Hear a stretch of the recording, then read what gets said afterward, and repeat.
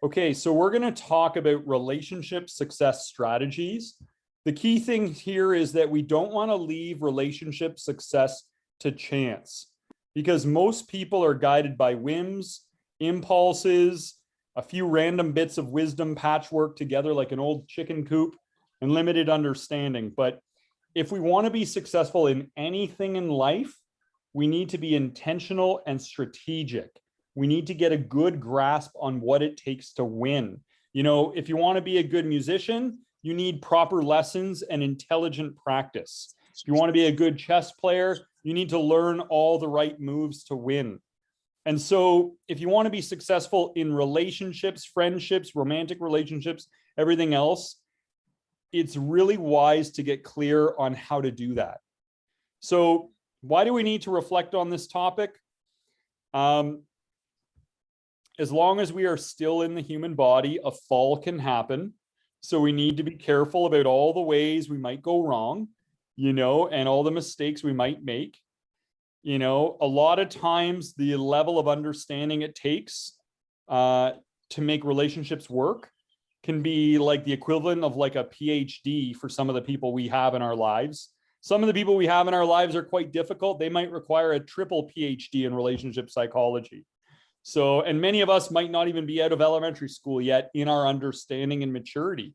So we want to be able to close that gap as best we can, because without clarity, we will suffer the consequences of our own ignorance, right? If we have a wisdom deficiency, it will create problems in relationships, you know, and there's a lot of reasons why relationships can lead to so much difficulty. And one is that people are conditioned from early childhood to look upon marriage as nature's solution to the search for happiness.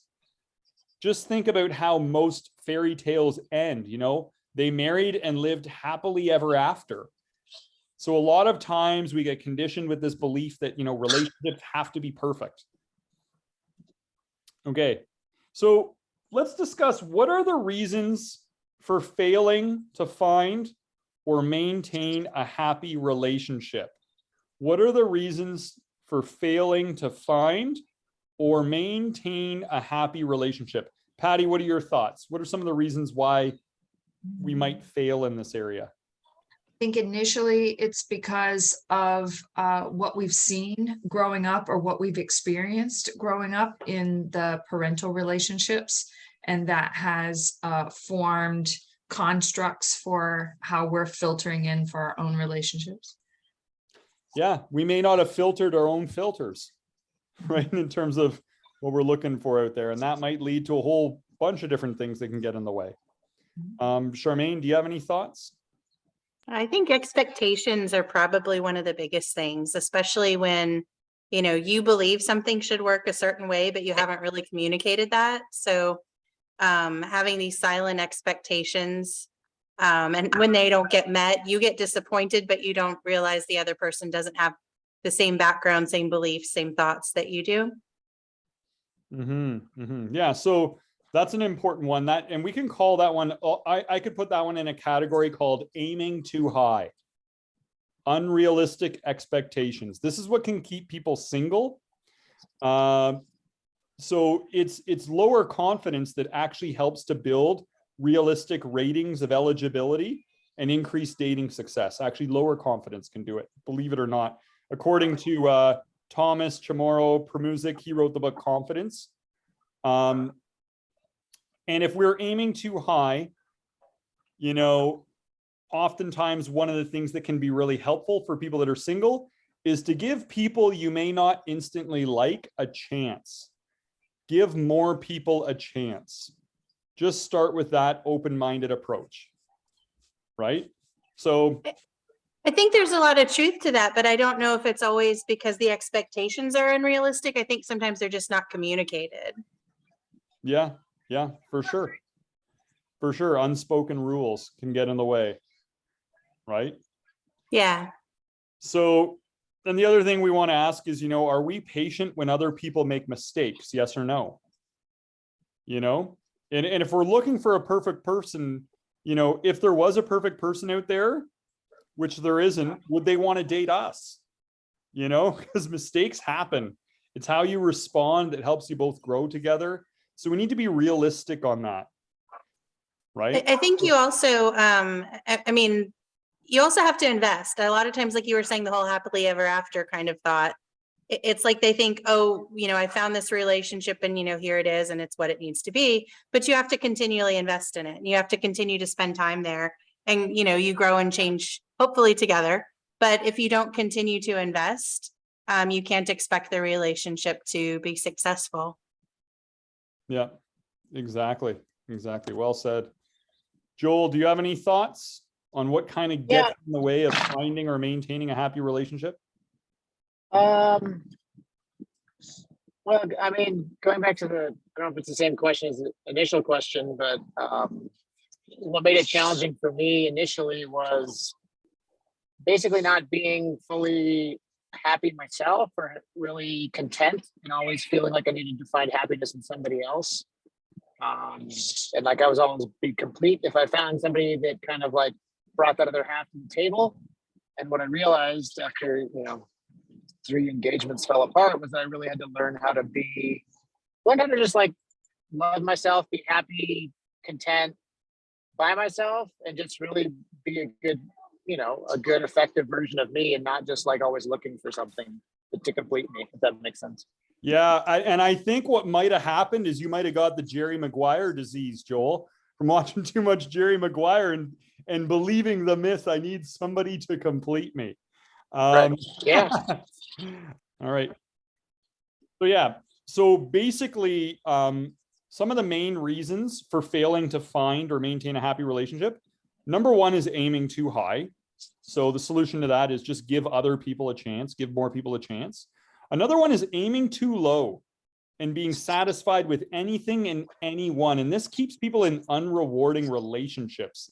The solution to that is to aim higher, because we end up selling ourselves too cheaply and jumping into new relationships without really being emotionally or mentally ready, So that can be one, because oftentimes people will get involved with people who can't commit. That can be a habit here when we're aiming too low. And we want to maybe even give ourselves more credit. Your overall eligibility is generally a combination of 4 factors. It's looks, brains, partner potential, whether you're loyal, loving, caring, good company to be with. And oftentimes parenting potential is factored in, whether you'd be a good mother or father. And that's a lot of times what people are looking at, right? Another thing is the third thing that will get in the way oftentimes is being overly logical or mathematical in your assessment of what you need. And it's just really overthinking things. And the solution is to just be okay to go with the flow and improve what you have. The world has around 7 billion inhabitants, give or take a few. Male to female ratio is roughly 50-50. 30% of whatever gender you're interested in would fit within your typical dating range. That leaves a dating pool of just over 1 billion people. We don't need to be looking for the perfect match here necessarily. But we need to be able to learn to be happy with what we have. And so that's one of the things that can help out, just not overthinking it. And then the fourth one is and fear of commitment will get in there a lot as well. And then the fourth one, scientists and researchers say, is to just flirt if you are single, and that's getting in the way because tons of studies show that flirting creates reciprocal liking. That is, when you show that you like somebody else, there's a greater likelihood they'll want to like you back. All right. So, and that can be good just in any capacity to remember that just take an interest in people and they're likely to take an interest back. So those are some of the main things that can get in the way of finding a relationship, but we're going to go into some myth busting as well, because a lot of times we create these rules and these expectations and these self-limiting beliefs that get in the way of relationships, and we can explore some of those and maybe update them as well. Steve, did you have anything to add? I was just going to say one thing I've seen. It doesn't happen a lot. I'm just thinking of 1 or 2 people I've seen in the past of, they're expecting more than what they're bringing to the table themselves. So when you're looking for perfection, but you know that you're phoning it in or half-assing it or, you know, whatever, you know, that doesn't work. You can't be asking for more than what you're willing to give yourself. You know, looking for the perfect person, the perfect build, the perfect whatever. You know, if you don't take care of yourself, if you're not trying to improve and learn and grow and have good habits and that kind of thing, I've seen that a couple times. You know, I need that. I want all these things, or, you know, screw you. I mean, we had a neighbor, this really pretty girl. You know, she was a little bit overweight, really pretty, cool personality, and he's like, yeah, I don't really want to date her. You know, she's overweight. And I'm going, have you looked in the mirror, dude? Like, you're more overweight than she is.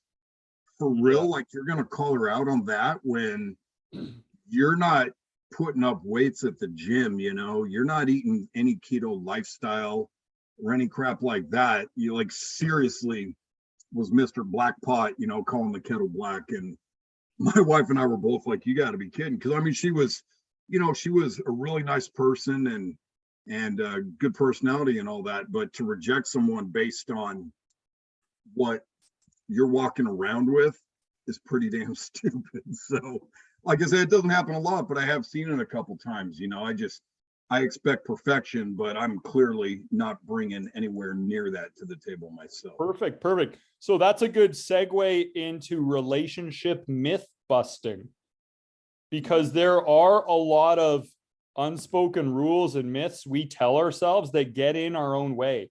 Now, this guy who thought the girl was overweight, it's unfortunate he feels that way, right? But he's also in a prison of his own making. I think the crime is the punishment, because I think he's unfortunately missing out on what might be a beautiful soul he could connect with, right? And the reason for that is probably because of something he's telling himself. Now, this could be a myth. Like, the myth could be a relationship has to be perfect, for example. And to do that, you need a perfect partner, right? So that might be the myth, that a relationship has to be perfect. And why is it a bad idea to think that way? Well, if we think that way, we're putting way too much pressure on other people. We're going to be stressed and frustrated. And anything that isn't perfect is going to get blown out of proportion because everything has to be perfect, right? It's going to create a lot of fear-based thinking. It's going to be paralyzing, you know, in many ways. It's going to lock us into a negative mindset. It's going to block our joyful experience of life. We really need to come to terms with the fact that it's a bad idea to think that way, to think a relationship has to be perfect. So I'm going to throw it to all of you. What is the empowering truth? What could we update this with and tell ourselves that would work better instead of telling ourselves a relationship has to be perfect? Joel, did you want to take a... Yeah, you know, I think the empowering truth would be that whenever we're challenged in life, we grow. And that's the juice in life. Like, if you don't grow, you know, there's a saying, if it's not growing, it's dying. And so trying to find something that's perfect, like, you'd never have anything to work on, which would really be a boring experience. So honestly, like, within reason, the more challenged, the more you're going to grow and the more fulfilling it has the potential to be, in my opinion. Excellent. Great idea. So we can say challenge helps us grow. We can say perfection is boring. Steve, and I'm just looking at who takes their mute off to know who to call on. Steve, did you have something to add to this one? What would be a good update to tell ourselves? Well, I mean, there's no such thing as a perfect relationship, right? I don't give a crap who you are. Like, there's no such thing as perfect, because if you're claiming there is, then one person is too subservient to the other and is being controlled to where there's never, you know, discussion or disagreement or, you know, whatever. You know, like my wife and I at this point, you know, where do you want to go to dinner? I don't care. I don't care really means I'm not craving anything.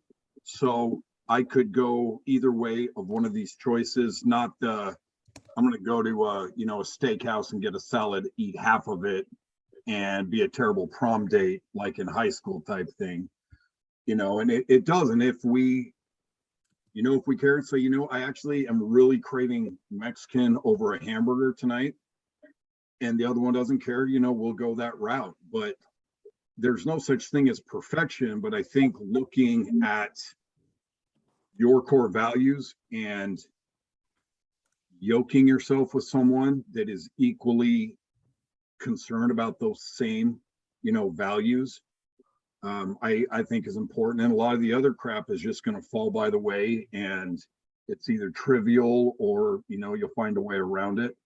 I mean, we've been married over 26 years. I think we stopped buying and sharing the same toothpaste like 3 years ago.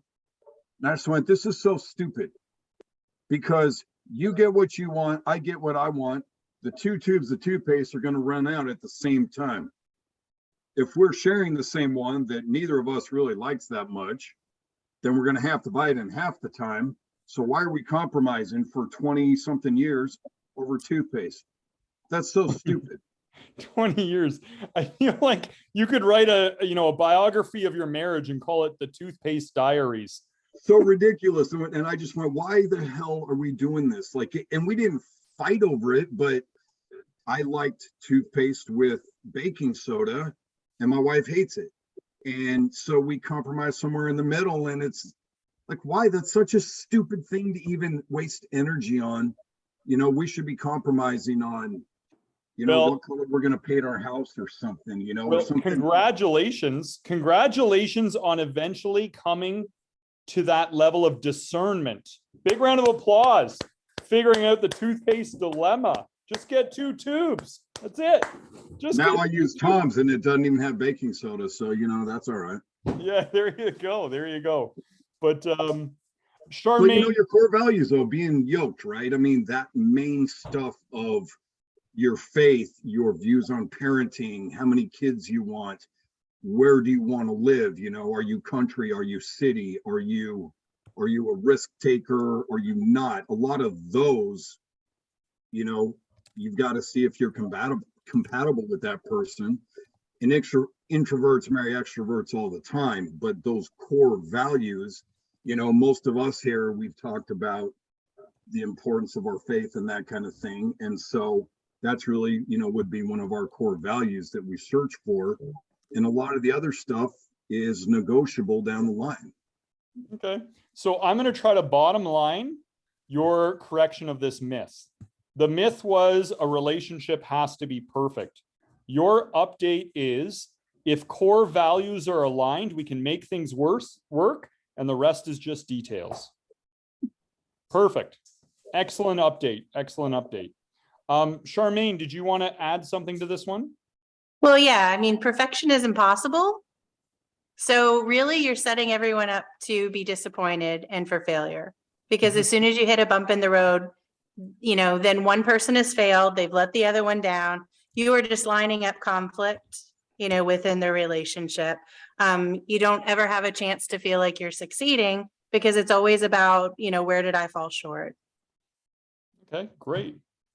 So my thoughts on this one is, if we say I had somebody I was coaching and their view as a relationship has to be perfect.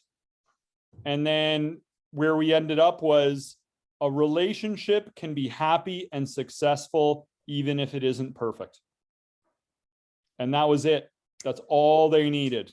That's all they needed to follow. That's all they needed to believe. A relationship can be happy and successful even if it isn't perfect. It's similar to what Steve said. If your core values are aligned, we can make things work. The rest is just details. After all, it's impossible to be perfect in a world that is not perfect, right? So excellent. That's myth number 1. Now let's go on to myth number 2.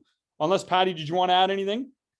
I just wanted to ask, it can be happy. The update was it could be happy and successful even if it's not perfect. Is that what was it? Even if it isn't perfect, yes.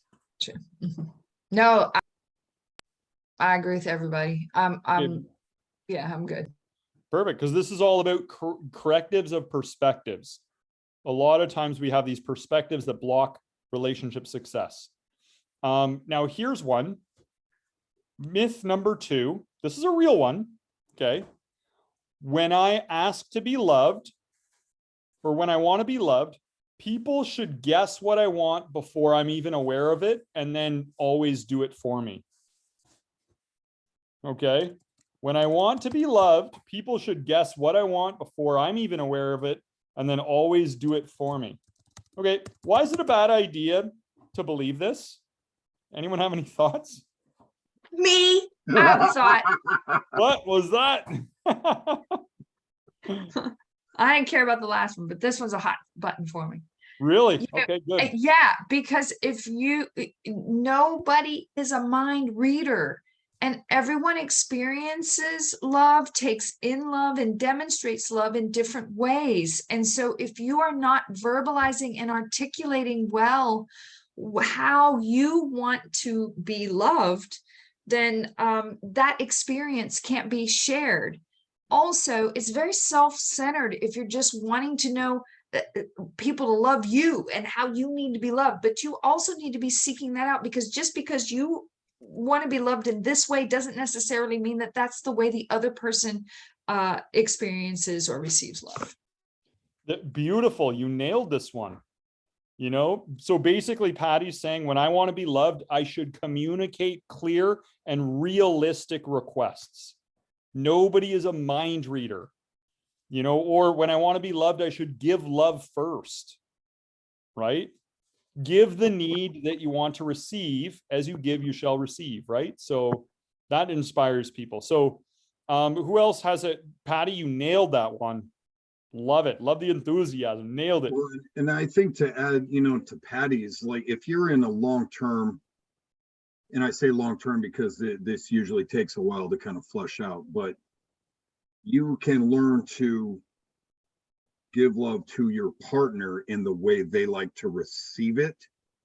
Yes. You know, we all have our whatever. I haven't read it. I'm kind of familiar with the concept of the love languages and all that, right? The physical touch, acts of service, food, mountain biking, you know, was number one, I think, in that book. But you know, that's how you like to receive it. But to be a good giver, you need to understand how your partner likes to be shown their love, right? For, you know, my wife, it's doing the dishes, folding the laundry, right? Service, just getting stuff out of the way so she doesn't feel claustrophobic in the kitchen, you know, that kind of thing. And so when I know what that is, I can give that to her. But to Patty's point, just saying there and saying in every unique situation that we are in, you must automatically know what it is that I am thinking in my stupid little brain of my passive aggressive, needy, insignificant, you know, scarcity mindset, you know, to figure that out. And you're never going to do that, you know, when you can communicate and have some time together to kind of figure out, okay, this is how, like, I do not get my wife anniversary cards, birthday cards, whatever. She literally, I'm not exaggerating, used to look at it and go, that's nice, and throw it in the trash in front of me. Like just not to be mean, she's just like not sentimental. I'm like, why the hell am I like spending time in the Hallmark store trying to find you a card when you throw it in the trash? I'll just take you out to dinner, get you, you know, whatever, and you'll be happy. Yeah. And me, you know, I got like one of my favorite birthday cards right here from my grandkids, you know, that I keep up in my room because I can see it. It's got penguins all over it. And, you know, their little handprints and stuff in it. I put these in my journal, you know, I keep them. I like going back and seeing it. My wife doesn't give two craps about that, you know, so I don't do that anymore. It's just, it's not, there's no value to her. So I'm better off putting my efforts in a way that she receives, you know, love and appreciation.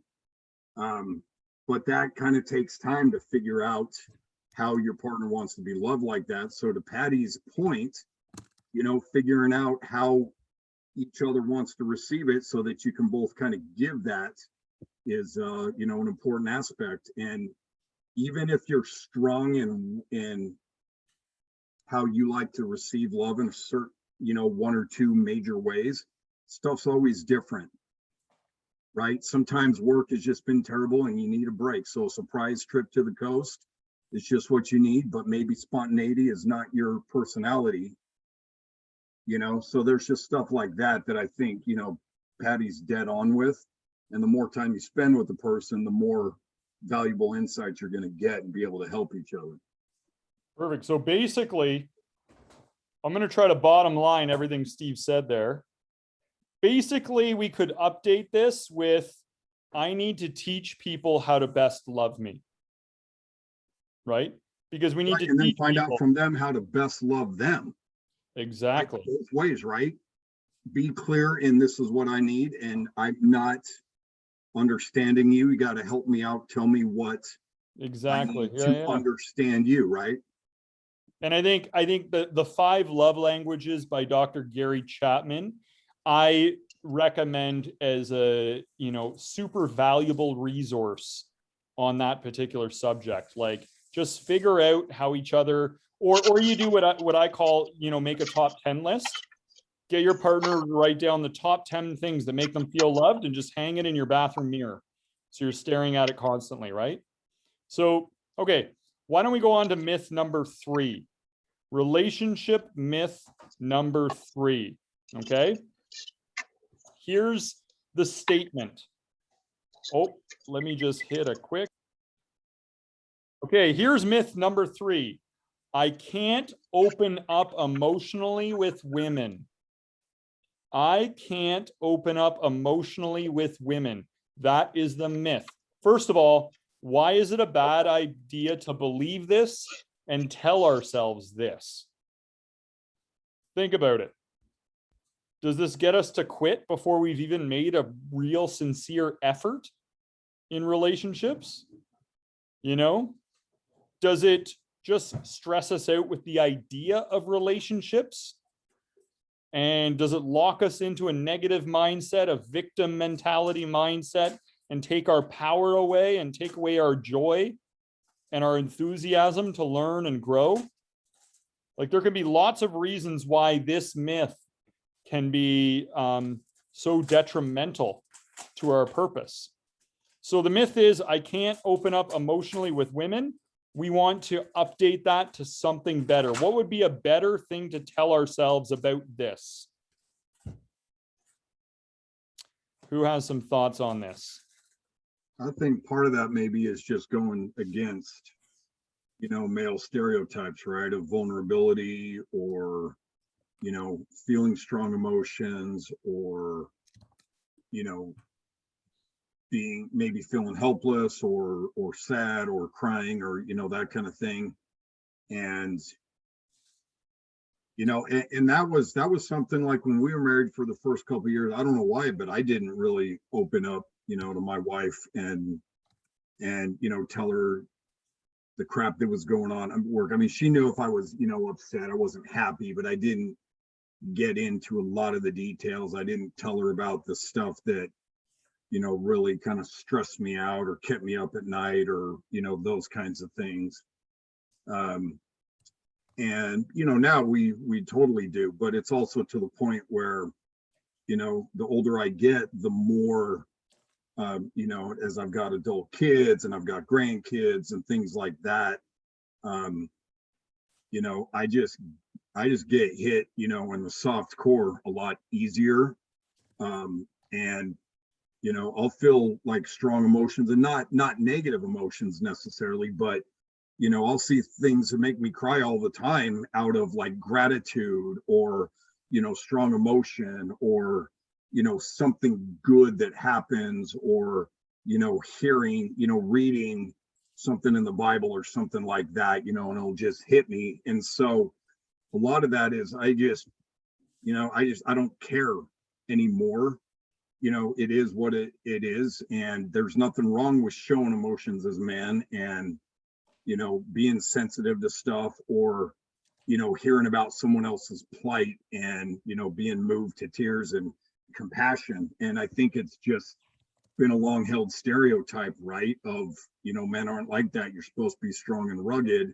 So if you are purposely sharing your, you know, whatever your emotions, your vulnerability, then that goes against long held, you know, stereotypes through like the 80s and 90s, you know, that kind of thing.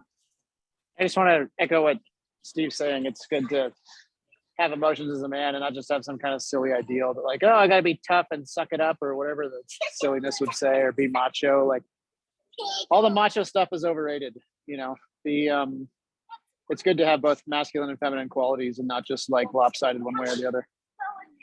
Yeah. Yeah. So, what I'm hearing is it is manly to be courageous enough to show emotions. Right. And then maybe an update could be, the myth might be, I can't open up emotionally with women. And an update can be, with time and willingness, I can find the courage to be emotionally vulnerable. Right? Because it's a strength, not a weakness. So that could be a substitute. Charmaine, did you have any thoughts on this one?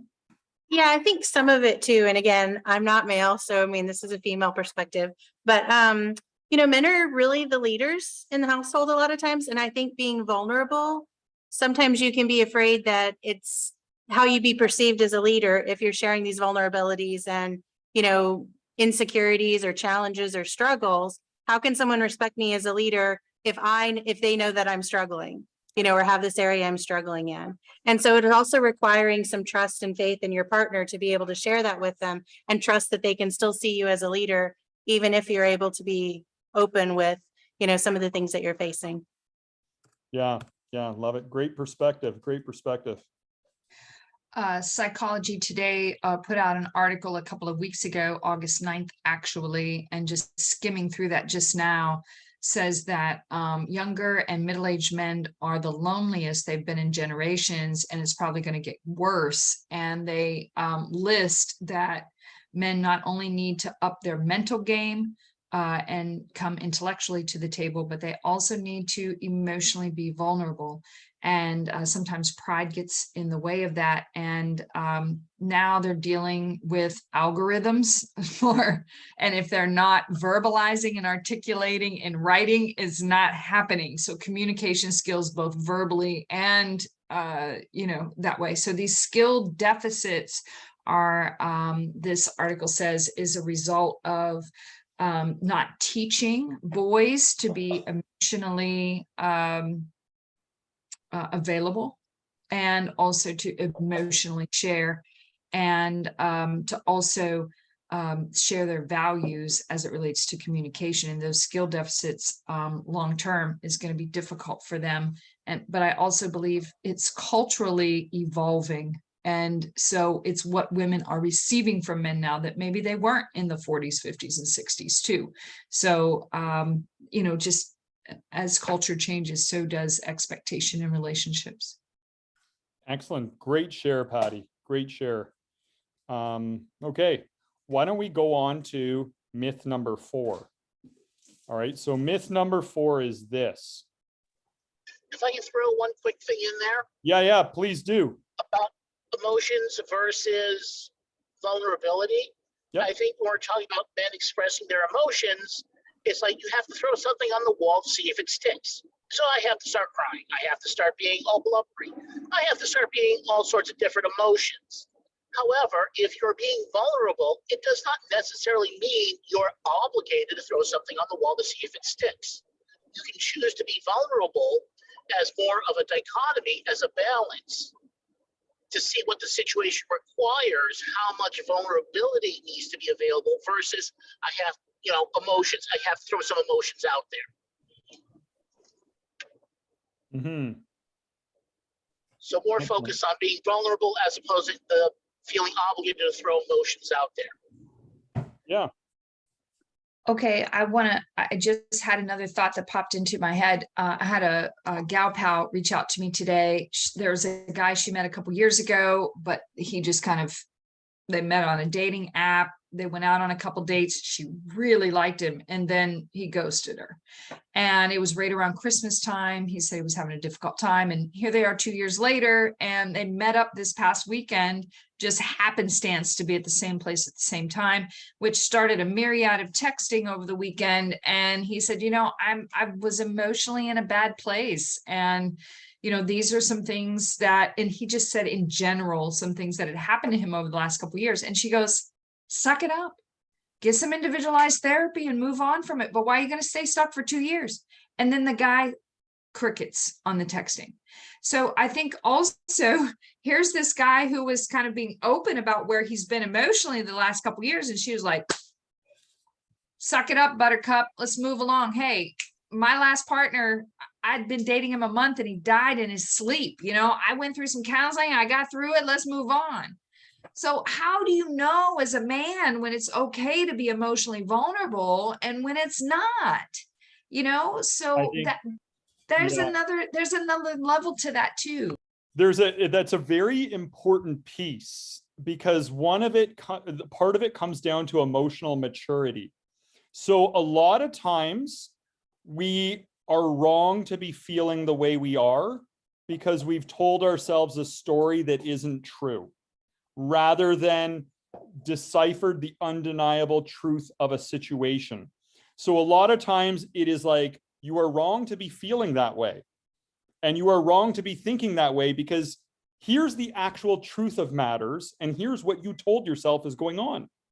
So there requires a level of emotional maturity, but most people, many people are unwilling to have their misperceptions corrected by other people, and they're unwilling to correct their own misperceptions. So what might happen is when they're being emotionally vulnerable, they're throwing out a bunch of stuff that's kind of confused, right? It's like, well, you shouldn't actually even be feeling that way to begin with, because it's wrong to be feeling that way, because what you've told yourself is actually wrong. But that's okay. Let's work with it together if you're open to it and correcting it. But that's where I believe it goes back to what you said with psychology today. It's all about pride getting in the way. And pride is all about maintaining images, right? So people think it's strong to stick to your opinions and defend them to your own peril, rather than to be willing to surrender them if they're wrong. You know, so it's pride that gets in the way and makes us think we're more advanced than we are. And pride can be a great barrier to relationship success, because there's so much to learn and figure out. And if we think we know it already, then we are hopelessly confused. So we just have to be open to accept the fact that we don't know what we don't know, we don't know. And we should honor our feelings, but honor the feelings that count, and challenge our feelings to make sure they're appropriate. And that requires emotional maturity. People grow up in three ways. They physically mature, they spiritually mature, and they emotionally mature. And when you're sizing up potential romantic suitors, you want to be able to have a vision and see all three, because somebody might look like a man on the outside with a manly body, but emotionally they might be like a 3-year-old toddler. And then you might find you say the wrong thing, and in their own way, they throw a tantrum and act completely childish. And you might be like, I didn't see that coming.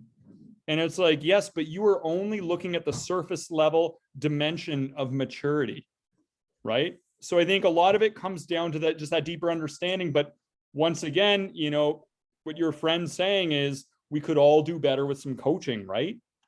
Because she's like, suck it up, get some individualized help, right? So that you can sort out your thoughts. You're not sorting them out on your own very well, right? You don't even know what thoughts you need to sort out. You think your wrong thoughts are right thoughts. Like this is a labyrinth you're not going to be able to find your way out of. So yeah, very good point, Patty. Charmaine, did you have something to add? Yeah, I think, you know, Joel said before that you're a ninja. And I think the way you handle situations like that, though, has everything to do with how people respond to it. If the immediate response that you're giving someone when they feel like they're being vulnerable is too harsh, that shuts down the vulnerability. So I think sometimes telling them, you know, suck it up, they're just going to think, I'm never doing that again. And they will shut up and they won't share, and it'll stop the sharing. And I also think just in general, sometimes, you know, because men aren't taught to be more emotional, they have a hard time figuring out what emotion it is they're experiencing. A lot of times it comes across and they think they're angry, and it's not really angry at the root. They haven't gotten to what that root feeling is, but they over-identify with fewer emotions. So sometimes finding out what's really hard, it does take a deeper look, and it does take a lot more for them to learn how to go through those feelings, but you have to do it in a way that's validating them as you go along. Otherwise they'll just shut down. Yeah, you're right. I think a lot of times emotions can be a mystery to us.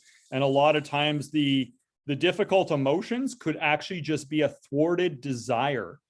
that we might have the desire that relationships are easier than they are. And when we realize they aren't, all of a sudden we've got this sort of tension inside us and we don't know what it is and we don't know what the source is. And a lot of it is that we just take our preferences on how relationships should be and we make it our expectations. And then we don't realize the great growth and adventure which comes from the journey of facing the discomforts and the challenges and becoming better for it. You know, so I think that's a lot of it is thwarted desire. And that's what, and when the desire is really thwarted, people get angry, right? So it's just kind of like, I think that's a lot of what might be under the surface with this one. Now, Or they think they're angry, but it's that tension they're feeling. yeah, And while I'm feeling tension, when I'm angry, I feel tension. Everything kind of gets lumped into a category. And sometimes it's hard to discern the differences. and I Right. think one of the most underrated things when it comes to relationship success is self-understanding. Like, I think that's the one thing everyone's overlooking. It's like, oh, I need to read a book to understand women and this and that. How about you start with self-understanding? Because if you're a mystery to yourself, guess what? You're probably going to screw this thing up for reasons you don't even understand. You know, so it's like, let's just keep the main thing. Just know thyself, as has once been said. So what I want to do here is let's shift to a myth that this other guy might have been telling himself. Okay, that Patty mentioned. So this is a guy that, you know, like the minute it looks like a relationship might start to happen, he bolts. Okay. Now, and I've coached people who were like this guy. And usually what's going on under the surface is they're telling themselves something like, you know, relationships are too hard. There's too many strings attached. You know, the expectations go up and life can become unmanageable, right? Like, oh, I'm going to have all these expectations on me. Like, life can become unmanageable. I'm having a hard enough time managing things as is, right? So it's usually something like that. So we might simplify this myth to, you know, relationships are too hard. There's lots of strings attached. Let's just simplify to that. So that's the myth. Why is it a bad idea to believe this and tell ourselves this? Okay, why is it a bad idea to tell ourselves that relationships are too hard? There's strings attached. Any thoughts? Well, I think if, you know, we're social beings and really only like Cain from Kung Fu and maybe the Hulk travel the earth alone. And, you know, we're social creatures. We, you know, that's an inherent desire to communicate, to connect, to spend time with people. And if that is your operating principle, then you are never going to have a meaningful relationship with anybody, because you're just not going to get anywhere. You're not going to stick with anything long enough, and you're always going to be disappointed. You're always going to feel like you are justified in proving your own hypothesis, right? Having that self-fulfilling prophecy of, see, look, again, you know, failed. There's always going to be someone else's fault. There's always going to be something else, you know, working against you, conspiring against you. And we're wired to, you know, not just pair up, but, you know, the close friends we have or the people throughout our careers and our jobs that we connect with, you know, certain neighbors. You know, we tend to have a desire to connect with people that we have a lot of things in common with, that we have proximity with. And so operating like you're talking just takes that off the table. Absolutely. You know, there's another way in which people go about having this kind of an attitude. And I've heard it said that in relationships, the one who cares less has all the power, right? All the power goes to the one who cares less in the relationship. And I know that was kind of looked at as like a tough macho thing. Like, let's create, you know, strong detachment to the idea of being in a relationship. So let's tell ourselves things like, oh, it's too much work. There's lots of strings attached. There's that whole dialogue that's out there. And to that, I would correct it with, having the power does not mean happiness. Okay. Yeah. You might have all the power by being distant and avoiding commitment and everything else. But that doesn't mean you'll have happiness. And what is it you really want most? Do you really want power or happiness? You probably, if you're to be honest with your own self-understanding, the only reason you wanted power in the first place is because you thought it would bring you happiness. But you're not really having both in this situation, right? So, excellent, well said. Anyone else have any thoughts on this, that, you know, relationships are too hard? Okay, so here's what I might say. I might correct it and update it to, I can learn how to manage all that comes with relationships. I can learn how to manage all that comes with relationships. The myth is affirming limitation, okay? It's saying relationships are too hard, lots of strings attached, blah, blah, blah. I can't bother. The update is affirming possibility and potential, right? I can learn how to manage all that comes with relationships. Technically, it's true. And it's empowering. And when we start to think that way, it's a healthy thought to have, because it gets us more solution focused. It gets us more enthusiastic about our relationship connections and where things might go, right? So, okay, so that was one, and that would be one that we might see from somebody like the case study that Patty mentioned. Let's go on to myth number 5. Myth number 5 is this. 5, here we go. Once you find the right person and get married, you'll live happily ever after, just like those romance stories. Okay? Once you find the right person and get married, you'll live happily ever after, just like those romance stories. Why is it a bad idea to believe that? Because it's bullshit. Yeah, Because it's not true. I personally do not believe that there is one right person for you on planet Earth. I do not believe that. I dated a girl in California, and then I was moving to Utah, and I ended up, dating my wife, and we got married. But they had a lot of similarities. They had a lot of personality traits that were same, a lot of the core values. And the only reason I broke up with Kip is because I moved out of state, and after having tried to do a long distance relationship, multi-states away, like this doesn't work for me. I'm not good at this, being away for a month, and coming back. And this is way before texting and, Facebook, Instagram, and all that. So staying in touch was a lot harder. And that's the only reason we broke up. I probably, had I not gone to college and stayed there, probably would have married her, and, would have been perfectly fine with that.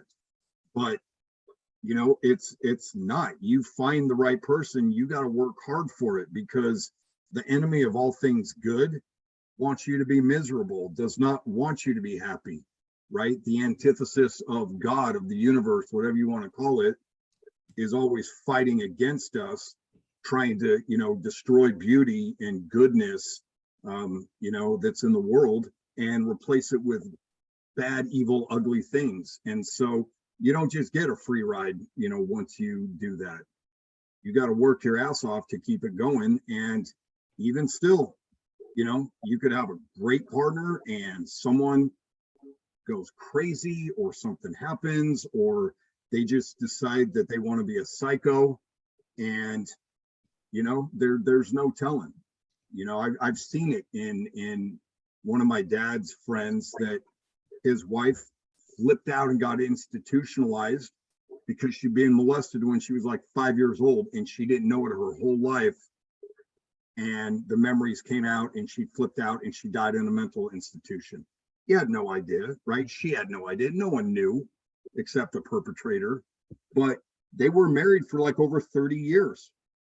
And crazy crap just happened. So you don't get a free ride, no matter how compatible you are, no matter how beautiful you think the other person is, or how much you think you love them. You don't get a free ride. You got to work for it until the ride's over. So I think you bring up a really good point, in that here, what we are doing is we are assigning our happiness to be the responsibility of somebody else. And that is not reliable. Because other people are not reliable for creating our happiness. We shouldn't we shouldn't hand our power over to live happily ever after to some other person.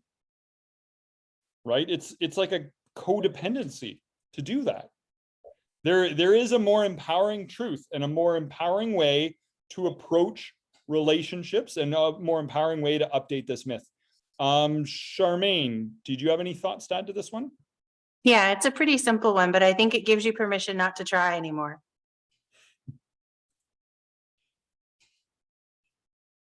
Yeah. Yeah. And do you care to expand on that?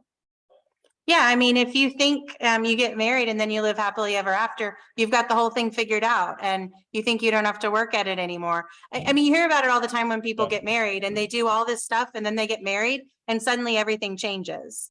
Yeah. You know, they never do this anymore. They never do that anymore. You know, now they're all about the kids. Now it's like this. And it's kind of like they thought, well, I got the person, now it's over. And everything shifts and changes because they're not working at it anymore. So like I said, the happily ever after idea is I don't have to work at this relationship anymore. I had to work at it to get it, but now that I have it, I don't need to work anymore. You're right. You're right. And you bring up a good point. A pattern is, and I've seen this happen, and I've had people tell me, you know, they put each other first when they got married, and then they had kids and they put the kids first, and it destroyed the marriage. Right? Like, it's like you were married to each other and now it's like you're married to your kids. Like they are, you know, your number one thing. You should always, and I think it's healthiest to always put each other first. And in that way, you're doing what's best for your kids. You're role modeling that and how to be in a relationship and value your spouse, and you're happier. You know, your spouse is happier, you're happier, and that makes a more positive environment for all involved and everything else. So yeah, so I think one of the big things with this myth, unless Joel or Chris or Patty want to add anything to it, do any of you want to add anything to it? Once you find the right person, get married, you live happily ever after, just like the romance stories? Well, here's the thing.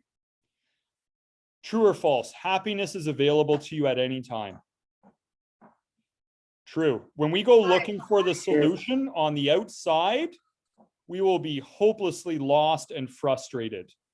We need to realize that happiness is available to us at any time. We don't have to marry Prince Charming or a princess in order to live happily ever after. We just have to decide to be happy no matter what is going on in our lives. And we can do that by living in the moment and appreciating everything in the moment. That's how you can live happily ever after. It has nothing to do with marriage and picking the right partner from that perspective. You could be happy in a horrible relationship if you were really determined to. You could focus on, you know, how beautiful the weather is and nature and everything else. Like, you could be happy in a dungeon if you had to. You could be happy living in an impoverished country. You know, like in the third world countries, people are happy. They get together and dance and everything else. We might look at them and be like, how can they be happy? They don't have all the stuff we have, right? So I believe that this myth can be a really challenging one because it's looking for a solution on the outside to something that can only be solved on the inside. And I think that's the big learning lesson in this myth, this never-ending search for somebody else to fix my happiness problem. Okay, so let's go on to one more myth for tonight. Okay, one more myth for tonight. Number 6, Patty, you got it. Here's the myth. I need someone to complete me.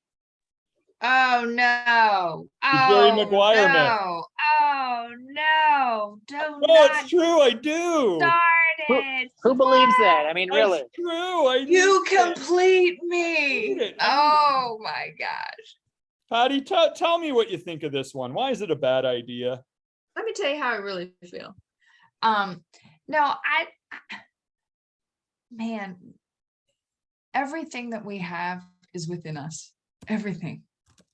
And we are created for a relationship, and it's a healthy thing.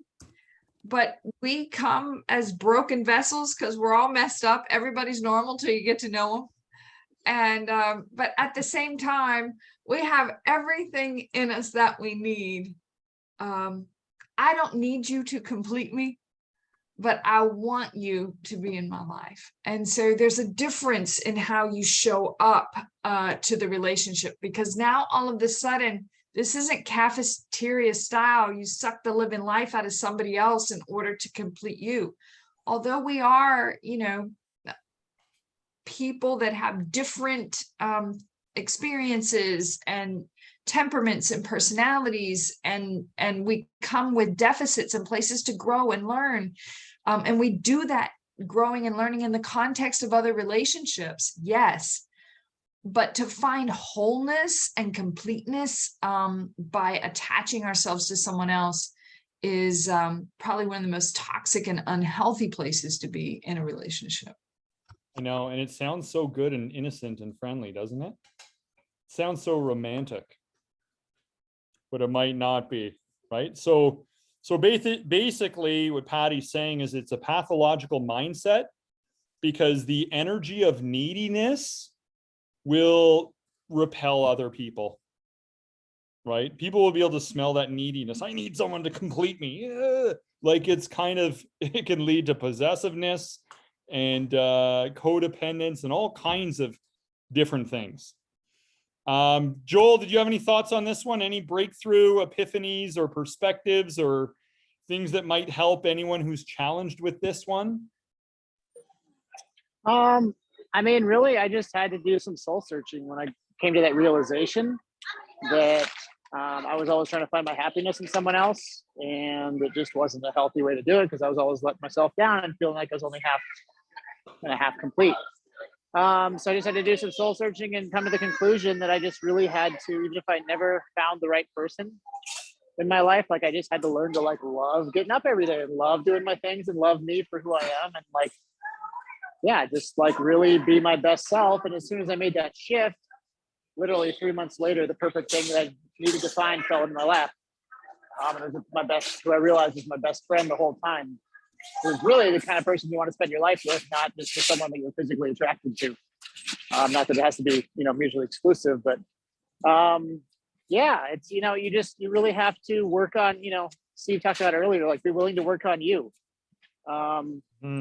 Whether that's coaching or whatever that looks like, growth is where the juice is. And when you make yourself like somebody, somebody mentioned earlier, someone that you would want to, that would want to marry you, like look at it from somebody else's perspective. Are you, relationship material? And honestly, sometimes I know for myself, at times in my life, if I took a hard look, I'd probably be like, no, like Patty was saying, maybe I was being too needy. So I just had to be content and just improve myself, and then it's the others. Yeah, love it. Good perspective. Who else has something got on? Steve, did you want to add something on this one? I mean, just pretty much agree with what everyone else has said. I mean, if you're always looking for someone else to complete you, Patty's already experienced this, maybe on, I don't know what deep of a level, but that person could literally be taken away from you, right? I mean, my cousin died a couple months ago, out of the blue, get a phone call, he's gone. He left a wife and 4 kids behind, and no warning, 41 years old, gone.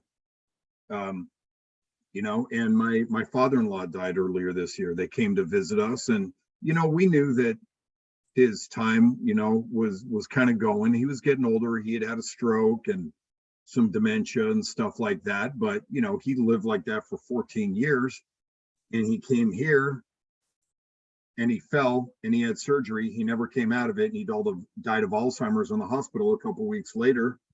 We never expected Super Bowl Sunday night when they roll up into the driveway that in a couple of weeks, he's going to be dead, here visiting.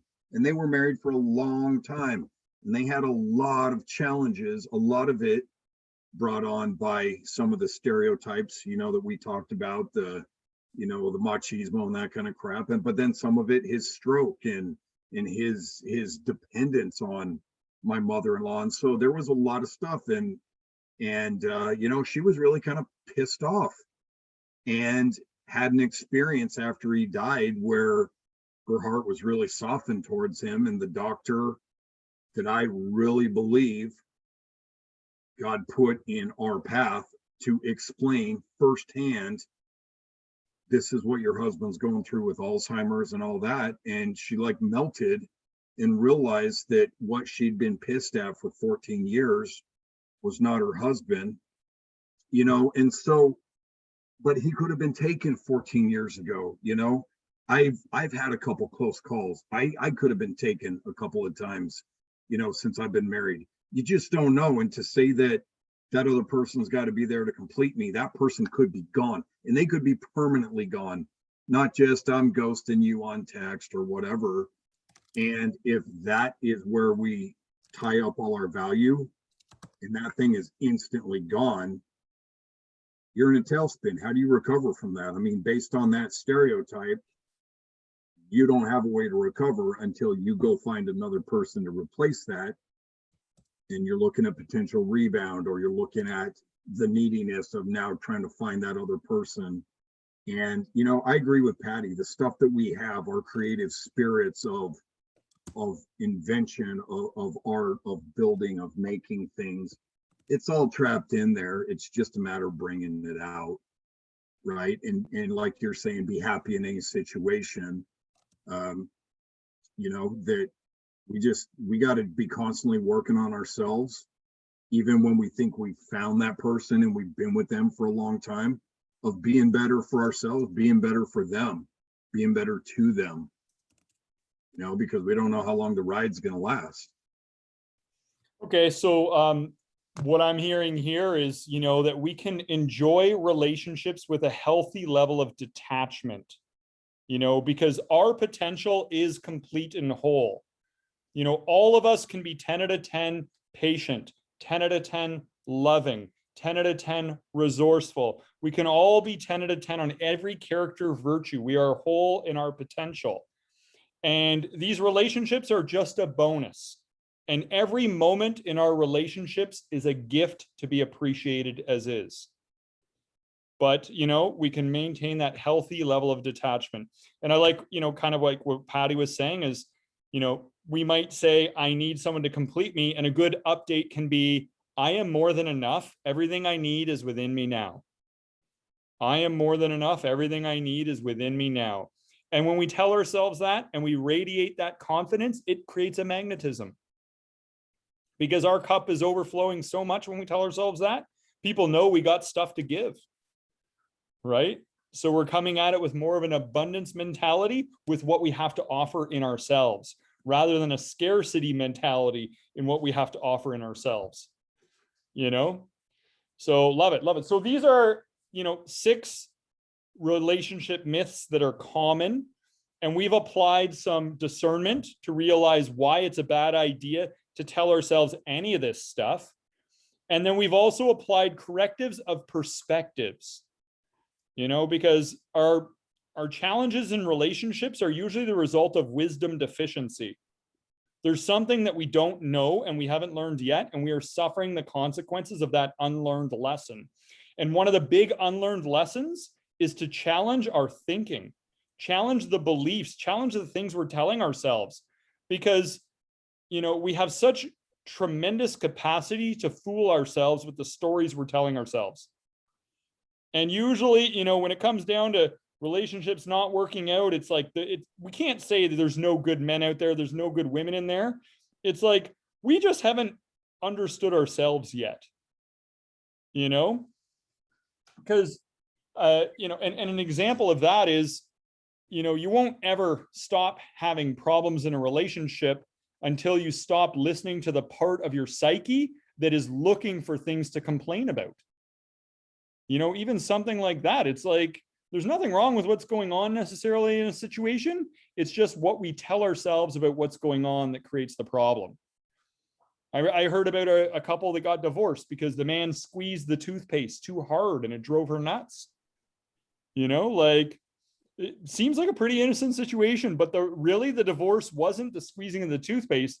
The divorce was because she would go along with the part of the mind that was looking for something to be bothered by. How many people do that? They just go along with that part of the mind. They don't question it. And that's emotional immaturity. And that's where we all benefit from growing up. And I've been guilty of stuff like that. And I'm sure other people have as well, right? So that's where we need to do some serious growing up on the inside and just self-understanding. Okay, let's go into some key takeaways from today's discussion. Joel, do you want to start? What are some key takeaways from today?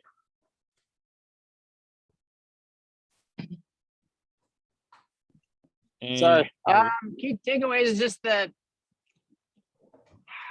need for emotional maturity, and it's like the perfect thing isn't going to fall in your lap. Like, you have to work for it, and you have to become a better person. Like, a lot of times it's so easy to be looking for the best person, and like Steve said early on, like, not be the great person yourself. And that's not fair. Like, you should be willing to bring forward whatever you're willing to expect from somebody else. Like, you should put into it whatever you expect to get out of it, or exceed it. Like, try to even be better than what you'd expect from somebody, just to like be good relationship material. Because a lot of times you're just coming into it, it seems, at least for me, where you're just always trying to find these great qualities, and maybe there's some homework that you need to do on your end first. That's my takeaway. Great. So, we need to, one of the best things we can bring to a relationship is self-understanding and the willingness to correct our own misperceptions. Well, and there's other little things too. This was kind of brought up here and there, but sometimes I have challenges with defensiveness, like just like wanting to be right, whatever it is. I'm sure nobody else ever has this problem. But it's, it's like, what do you really want? Do you want happiness? Or do you want to be right? Because you can't really have both. So that was, sometimes you got to ask yourself what you really want out of it and what you're willing to do to get that. Absolutely. One of the ways I look at it, and that's pride. Again, what Patty brought up, pride is wanting to be right. Yeah. I usually say, do you want to get to the truth of matters, or do you want to be right? Meaning, do you have the humility and moral courage to get to the bottom of things, or are you merely interested in puffing up your ego? Like, a lot of times, that's the question that can really set things straight on the options on where we want to go. Charmaine, key takeaways from today. Gosh, there was a lot of good stuff today. I think when we're talking about relationships, and pretty much everything we've discussed today, is it's really a focus on ourselves. It's really about who we bring to the relationship, who we decide to be in the relationship, how we judge the moments in relationships, how our expectations influence the relationship. And really, it's about shifting the story we tell ourselves about the relationship that ultimately has a lot to do with the state those relationships are in. Love it. Great point. Very well articulated. Steve, key takeaways. I think one is just to, remember to divorce the story and marry the truth. And just thinking too, right? This is one of those blindside questions that I think about. When I get pissed off about something, I can jump to a conclusion, or I can ask myself, is there another possible explanation for what I'm observing, right? I do something and I feel like my wife did it on purpose to piss me off or whatever, right? Probably not. She most likely did not, because she's not a vindictive person. And, stepping back and going, okay, maybe she was preoccupied with the thought, like I often am, and I carry a thought in my head on something, and I'll miss stimuli or tone or a question or whatever because I'm hyper focused on something. And just taking a step back, not jumping to conclusions, and just go, okay, let's properly assess, make a decision, or whatever needs to happen, and then move forward. I mean, my wife and I are looking at one more year of high school, and we're empty nesters, right? We don't have any plans of, being that couple that divorces after your kids are gone. We don't want that. We got crap in life we want to do. We got places we want to go together. We've got stuff. And the only way we get there is to keep working at it and, trying to be happy and, not trying to be right, like Joel said. Love it. Love it. Chris, are you there? Do you have any key takeaways from today? A couple of key takeaways is I agree with what Charmaine said, that it's really a focus on the self, and it's a dichotomy of self-development. We start with one end of the spectrum when we talk about our own personal neediness, and that we believe that the relationship will solve, that this person will come in and meet our emotional needs, meet our physical needs, meet our other needs. And like the thing like you complete me is like a total thing about having that other person meet your needs, not you changing, but them coming in to fix you. And that creates a very toxic situation. When we start talking about moving towards the other end of the spectrum, we're talking again about how we change ourselves to fit the relationship better, which means we're working on ourselves. We have to work on ourselves twice as hard as we work on the other person. We have to develop ourselves twice as fast, twice as better as we work with the other person. And as we start to evolve, then we become someone who has a more healthier sense of self to bring to the table, to have a commingling of a relationship, as opposed to someone just is there to meet your needs. And as you start to evolve, you'll start to divorce those stories of what you think relationships are, because you're divorcing those needier parts of yourself. They stop existing. Those stories stop existing, because now you see yourself as a completely different person with different disciplines, different types of growth. Like I'm starting to work for a half marathon. I'm all of a sudden hitting walls of old stories and old habits that I have to divorce if I think I'm going to run a half marathon in February. And I'm hitting those walls. And I said, I'm not liking this. Now I'm like at Walmart at 8:30 at night doing a 40-minute walk, because that's part of my regiment now. So you're changing yourself, you're evolving yourself in very painful ways, facing the truth about yourself. And as you evolve that and become healthier, you'll be more available for a relationship than when you started out as someone needy, looking for someone to meet your needs. Mm-hmm. Love it. Love it. Well said, Chris. Well said. Patty Baker. Some key takeaways, final thoughts on tonight's discussion. All you need is love. All you need is love. All you need is love. Love is all you need. That's the biggest myth if I ever heard it, because we never mentioned love once tonight. Relationships, it's not about love, it's about choice. And we've talked about choices that we need to make within ourselves, as it relates to self-development, as it relates to personal development, and our core areas of our being, the maturity in our emotional health, intellectual health, spiritual health, our physical health, right? And we also talked about tonight that in the midst of our own maturity, we have beliefs and values that we bring to the table, and how those play into whether it be parenting, like Steve said, or lifestyle, and so on and so forth. So it's about choices, and that's kind of my takeaway tonight. Is just love isn't enough to sustain a relationship. It takes intentionality, it takes effort, and it comes down to choice. Yeah, I love it. I love it. And I love how you bring it all back to choice.